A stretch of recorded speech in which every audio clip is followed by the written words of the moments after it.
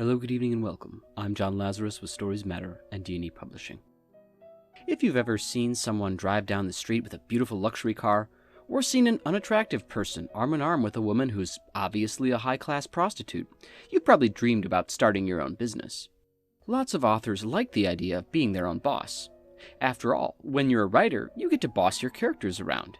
You force them into uncomfortable situations, commit assaults against them, even murder them. It's a rush, and it can translate well to managing a workforce. Of course, starting a company is an even bigger endeavor than writing a book. You have to consider things you may not have considered before, things like paying taxes or employees stealing from you because you didn't get them a Christmas gift. So if you're not sure this is the video for you, still watch it to the end to boost our YouTube profile, but feel free to put it on mute if you meet one of the following criteria.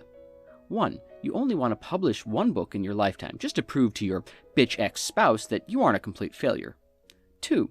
You don't like the idea of publishing the work of an author who's clearly better than you.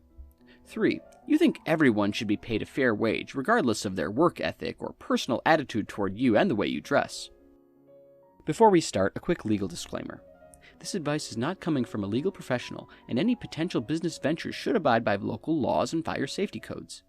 The advice expressed in this video is not legally binding and may contain fictitious elements that belong to John Lazarus and not D&E Publishing LLC.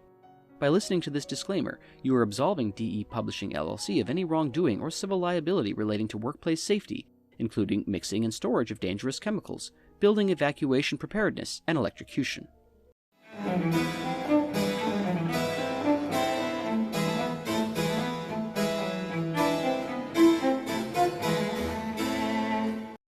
Today's video is brought to you by ZipRecruiter. If you're a small business owner or just have some dirty gutters you don't want to clean yourself, ZipRecruiter is your one-stop shop for job posting. It works like this.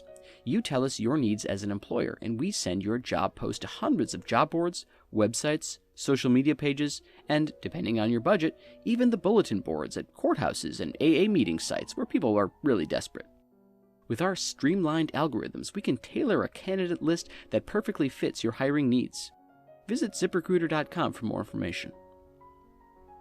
Now, if you're intrigued by the prospect of a corner office and exotic strange, but still aren't sure if starting a publishing company is right for you, I'm going to cover a few benefits and drawbacks. Benefit 1. Reducing legal liabilities. The first question any author should ask themselves before they write a book is, can anybody sue me if I write this? Fiction writers are generally well protected, though going through someone's trash to do character research can be a legal gray area depending on where in the process you intercept the garbage. However, for nonfiction writers, especially in health-related fields, your personal liability becomes much greater. To give an example, I once wrote a weight loss guide, and well, long story short, losing more than 2 liters of blood sometimes results in death. While jury nullification saved me in that instance, it's better to avoid this entirely by starting an LLC. In this case, a lawsuit against your published materials can only go after the assets of the company and not you personally. So even if you get sued, you can usually offset the loss by taking snacks out of the break room or making one unpaid intern do all of your accounting. Benefit 2. Increasing your sense of legitimacy. All authors go through an awkward infancy where they feel like a fraud.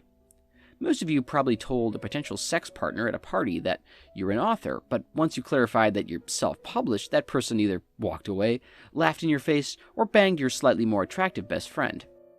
Having your own publishing company completely flips that dynamic. Pretty soon, half the people at any party you attend will at least offer you third base if you promise to publish their terrible book of poetry. Benefit 3. Collaborations and licensing. But beyond sexual favors, you can also collaborate with legitimately great authors, and the legal powers of your company will prevent that person from stealing your work, taking all of the credit, and riding that success to the New York Times bestseller list while you're stuck making ends meet at Panera Bread in Columbus, Ohio. Also, now that you've got your own company, you can print, sell, and profit off any book in the public domain.